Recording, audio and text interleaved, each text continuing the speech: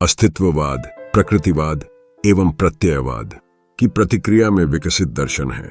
अस्तित्ववाद के अनुसार मनुष्य की समझ न तो स्थूल जगत की यांत्रिकता के आधार पर तय हो सकती है, न ही बुद्धि की काल्पनिक अवधारणाओं या आदर्शों के आधार पर। अस्तित्ववाद की सर्वाधिक महत्वपूर्ण विशेषता यह है कि वह मानव केंद्रित दर्शन है तथा मानवीय सत्ता को उसकी आंतरिकता के परिप्रेक्ष्य में अपनी जिज्ञासा का केंद्र मानता है। इस दृष्टि से मनुष्य की सत्ता को एक विशिष्ट दर्जा देते हुए अस्तित्ववाद यह घोषणा करता है कि एग्जिस्टेंस प्रीसीड्स एसेंस, अर्थात मनुष्य के संदर्भ में अस्तित्व सार का पूर्वगामी होता है। Humans create their own essence and identity through their actions and choices. मनुष्य अपने कार्यों और विकल्पों के माध्यम से अपना सार और पहचान बनाते हैं। अस्तित्ववाद जब मानवीय सत्ता को देखने की बात करता है तो यह मनुष्य को वस्तु रूप में देखने का प्रयास नहीं करता। यह एक अस्तित्ववादी चिंतक से स्वयं मानवीय अनुभूतियों को महसूस करने, उन्हें जीने का प्रस्ताव करता है। इसलिए अस्तित्ववादी चिंतन किसी दर्शक की दृष्टि का चिंतन न होकर एक कर्ता की दृष्टि का चिंतन है। अस्तित्ववादी दर्शन एक गहन विचारधारा है जो मनुष्य के अस्तित्व, उसकी स्वतंत्रता और जीवन के अर्थ पर जोर देती है। यह धारणा व्यक्त करती है कि व्यक्ति अपनी पहचान और महत्व को स्वयं निर्धारित करता है। जीवन का एक मूलभूत सत्य यह है कि हर व्यक्ति अपने आप में अद्वितीय है और उसके अनुभव भी असाधारण हैं। जीवन का कोई पहले से निर्धारित कोई अर्थ नहीं है। इंसान को अपने जीवन के अर्थ का निर्माण खुद करना होता है। अस्तित्ववादी दार्शनिक मानते हैं कि जब हम अपने निर्णय खुद लेते हैं तो हम अपनी जिम्मेदारी भी उठाते हैं। इस तरह अस्तित्ववाद में स्वतंत्रता और जिम्मेदारी का गहरा संबंध होता है। अस्तित्ववादी विचारों में चिंता और उदासी जैसे भावनाओं पर भी ध्यान केंद्रित किया गया है। ये दार्शनिक मानते हैं कि व्यक्ति अपने अस्तित्व की गहराई में उतरकर जीवन की वृद्धि और यथार्थता को समझ सकता है। यह अवधारणा हमें दर्शाती है कि सभी सुख दुख हमारे भीतर के संघर्षों और संकल्पों से बनते हैं। इसके अलावा अस्तित्ववाद व्यक्तिगत अनुभवों पर बल देता है।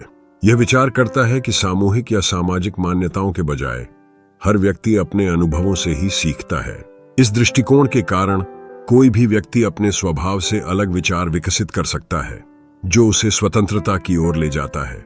मनुष्य जो कुछ बनता है, जिन क्रियाओं का चयन करता है, उनके लिए वह स्वयं उत्तरदायी है क्योंकि उसके सामने कोई पूर्ण स्थापित आदर्श नहीं होता।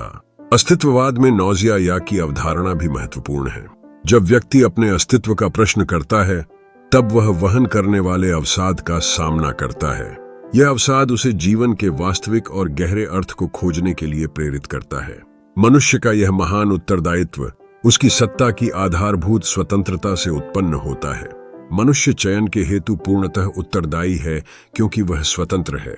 अतः मानवीय स्वतंत्रता की स्वीकृत अस्तित्ववाद की महत्वपूर्ण विशेषता है। अस्तित्ववाद मनुष्य को समझने के प्रयास में उसके जातीय सामान्य लक्षणों की अपेक्षा उसके वैयक्तिक पहलुओं पर ध्यान केंद्रित करता है।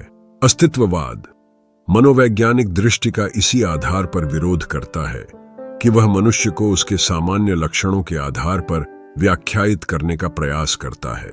मनुष्य कोई जड़ वस्तु नहीं है जिसे सामान्य लक्षणों के आधार पर वर्णित किया जा सके।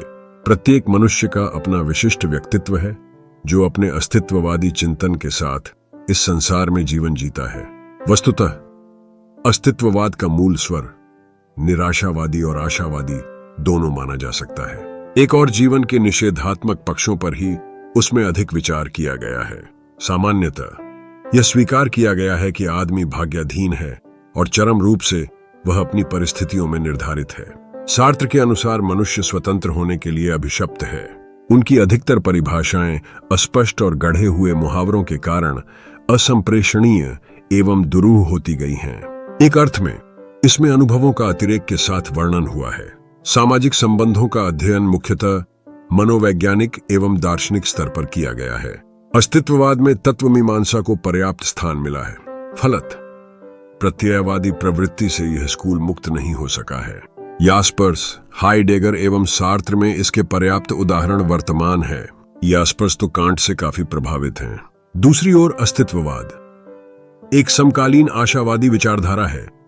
यह व्यक्ति के स्वतंत्र अस्तित्व, स्वतंत्र चयन तथा व्यक्तिगत स्वतंत्रता पर बल देती है तथा औद्योगिकरण, यंत्रीकरण और मशीनीकरण से हटकर मानव के अंदर स्वतंत्रता, दया, क्षमा, करुणा तथा अन्य भावनाओं के अस्तित्व और विकास पर बल देती है। अस्तित्ववादियों के अनुसार बुद्धिवाद वास्तविकता की ओर नहीं ले जाता। ज्ञान की उपलब्धि अनुभव के माध्यम से ही हो सकती है। प्रेम, घृणा, दया, क्रोध, करुणा, हिंसा इत्यादि मनुष्य की वास्तविक अभिव्यक्तियां हैं। अपनी लघुता के ज्ञान के साथ ही आदमी अनुभव को महत्व देने लगता है। फलत अस्तित्ववाद बुद्धि विरोधी दर्शन है। यही कारण है कि इसने 19वीं शती के साहित्य एवं दर्शन को दूर तक प्रभावित किया। अंत में अस्तित्ववादी दर्शन हमें यह सिखाता है कि हम ही अपने कार्यों, विचारों और संबंधों के लिए पूरी तरह से जिम्मेदार हैं। जब हम अपनी पहचान और महत्व को पहचानते हैं, तब हम वास्तविकता को स्वीकार कर सकते हैं और खुद को ढूंढने की यात्रा पर निकल सकते हैं।